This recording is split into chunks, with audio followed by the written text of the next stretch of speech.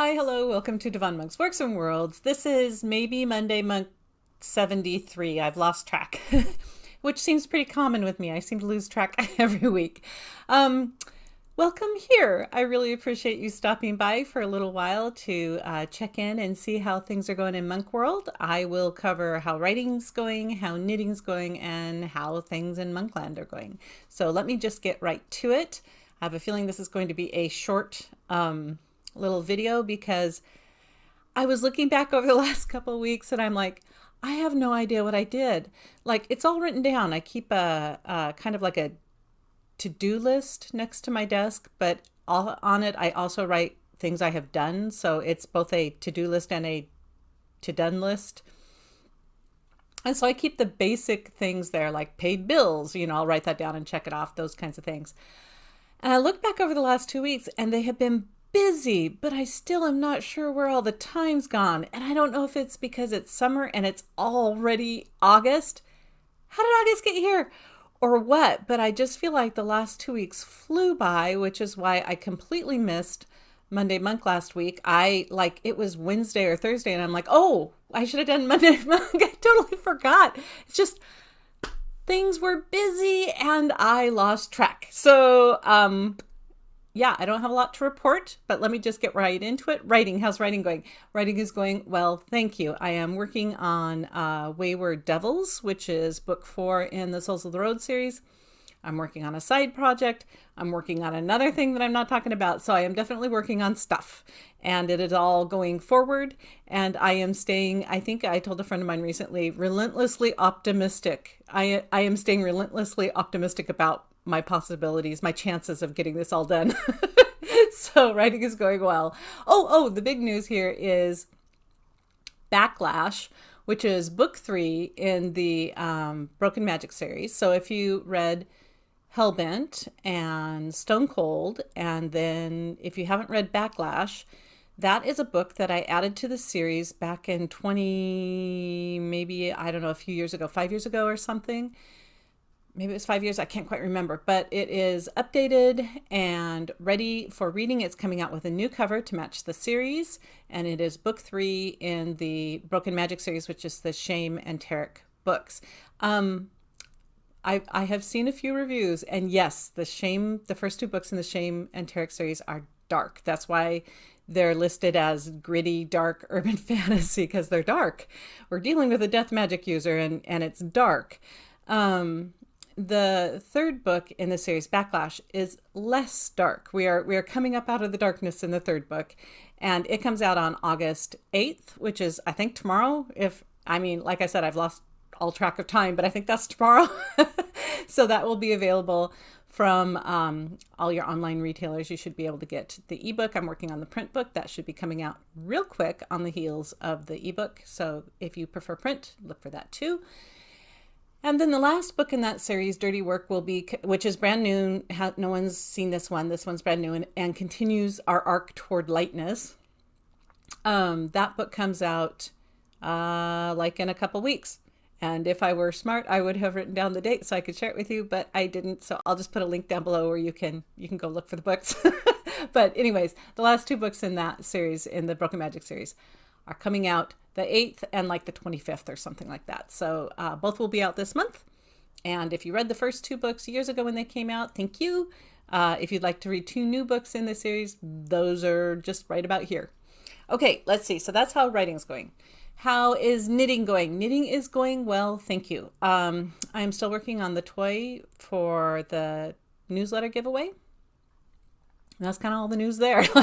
Seems like I should have more to say about that, but that's just it. I'm working on the toy. Actually, I haven't pulled it out for a few days, so I might work on it tonight and see if I can get some more of it done. It's a pretty simple pattern. If you'll remember, I went to the library to get that knitting book, and here's me saying once again, go to your libraries, people. They have amazing options. Audiobooks, DVDs, CDs. You can get like knitting books, everything, just anything you could imagine. The library probably has it there for you to be able to check out. And so do check it out if you can. The ebooks are there in libraries too. So yeah, super good podcasts, I guess, all those kinds of things. So anyways, I did get the knitting book from the library, and the pattern is relatively easy. It's kind of a fun construction. As I've mentioned before, I like knitting toys where the person who has created the pattern has come up with a way of knitting a thing on it that is a way I haven't tried before. Like for a while, I was going absolutely crazy over the foot design of this one monster toy I made. It was a great foot, and it was fantastically designed. I was very excited about it. And in this one, I'm liking how the other bits are, how the attachments are working on this toy. It's a fun little style. It's something I might do again when I design toys again, which I've designed a couple of toys in the past, and who knows, it could happen again. I don't know. Okay, so yeah, knitting's going well. We will have a new toy out in the August newsletter. Do sign up for the newsletter. First link down below, and your name is in the running for a toy. How is the toy giveaway going? The alien has been claimed. Yay! The alien gets to go home to somebody who won the alien. I'm very excited. They've already contacted me from last month's newsletter. But our little TV guy still hasn't been claimed. I cannot believe it. Check your email boxes if you happen to be already signed up for my newsletter. Make sure you aren't missing an email from me, because I not only announce it in the newsletter if you've won, I also send you an email, a special email in your inbox saying, or maybe it goes to your spam box, but saying, hey, you won the toy. So check and see if you've gotten anything from me, because he's kind of hiding back here, little TV guy still hasn't found his home. Okay, so that's writing, that's knitting. We're down to the last thing, which is how's it been going in Monkland? And I'm going to assume it's been going well since I can't remember most of the last 2 weeks. I know I have watered the flower beds because we've had some heat and some of our flowers are really asking for water. We have some Japanese lanterns that are just little drama queens. If they don't get watered like every week, they just droop, and then you put a little bit of water on them and they just perk right back up again. So we've been watering some flowers, and our grapes have been needing extra water. Our blueberries are still producing blueberries. It's fantastic. We have our roses are just now starting to rebloom, as kind of a second bloom or a third bloom in our rose bushes. And yeah, other than that, just, the outside around Monk House is doing pretty well, I guess. I've been doing nothing interesting in the evenings. This is like, hey, tune into my channel and listen to me say there's nothing interesting going on in my life. But basically, I mean, we've been doing a lot of family stuff, and I can say that has been fantastic, and I have enjoyed all the family stuff. I've definitely spent more time with my little grandbaby lately, and we had a birthday that we celebrated. So like, there are things going on that way, but just in general, I'm not. Oh, here's one thing I did recently. I did this like 2 days ago or 3. I decided to clean out my craft cupboard. I have plans for the room that has my craft cupboard in it. It's like a small room. It's one of the smaller rooms in the house, and it has my sewing machine in there, any material that I use or any crafting things that I use. My yarn stash is in there. And then we also use it for like a pantry for canning jars and that kind of thing, and some storage space. It's doing a lot of work, that little room, and it's time for me to declutter it to a level that that what we have fits in there, instead of trying to make the room fit everything. I don't know. How do I say this? If we have less stuff, it'll fit in there just fine. And the goal is to get rid of some of the stuff. I've looked at a lot of these Swedish death cleaning things, and declutter-bug is one of the YouTube videos that I like watching that talks about how to like get rid of stuff and then organize the stuff that you want to keep. And I'm ready to let go of some stuff that, I've held on to for a long time, and just I know I'm not going to get to these things, or never really got to these things. So in my crafting closet, I had beautiful single long-armed glove that I knit out of the thinnest thread you could knit. It was creamy white, beautiful, had cabling on it. I will never make the second mitt to match that glove. I will never, because the first one was very complicated, took a long time, tiny thread, and I was enjoying the challenge of it, and I didn't quite get it done. It was almost done. And I think I started that like 15 years ago or 12 years ago. And I'm like, no, I'm never getting back to this project. And so out it went. And I did that kind of thing. Like, I know I'm not going to get back to some of these projects. And instead of looking at them and thinking, when will I ever get back to finish this? And I haven't ever gotten this done. I spent so much time and I used all this yarn or whatever. I just let go of them. And it was very liberating. It felt really good. And then I was also able to do things like I was gifted maybe 20 years ago, if not more years ago, a giant box of pipe cleaners. Just a giant box of white pipe cleaners. I think it had like, more than 1,000 pipe cleaners in it. It's just jammed full, all brand new pipe cleaners. Like, I don't know how many pipe cleaners come in a gross of pipe cleaners, but it was that many. And I've used pipe cleaners over the years, especially when my kids were young. We did projects with them and whatnot. And even more recently, I've used them and I use them in my knitting projects, but I'm never going to get through that many pipe cleaners. So I thought, well, instead of storing all of them, why don't I just pull out a handful or so that will keep me, busy with pipe cleaners for the next 5 or 10 years, and then gift them to someone else who might want some pipe cleaners. And so I did that. Like, I pulled out a handful of pipe cleaners, more than a handful. It was a double handful because I thought, well, maybe I'll do a bunch of knitting projects with pipe cleaners in them. And then I thought, well, what if I run out of pipe cleaners? And it came to me, I'll just buy new pipe cleaners. Like, the chances are if I need them, I can probably get the money together to buy pipe cleaners in the future. So I'm letting go of the bulk of them. They went to my sister who needs pipe cleaners, and she's going to enjoy them. And she might even split those up and not keep that many pipe cleaners and hand them on to more people.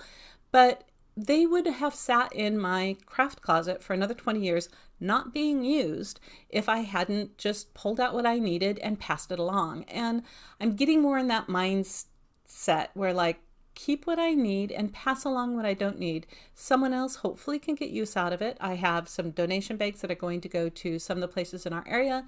One of the places that I like to donate to, and I need to get stuff down there, is Helping Hands, which is like a thrift store, but instead of going in and buying the clothes, you are allowed to go in every day and get like a bag of just clothing and household items for free. And it helps people who have been displaced. It helps people who have lost their homes because of fires or other disasters.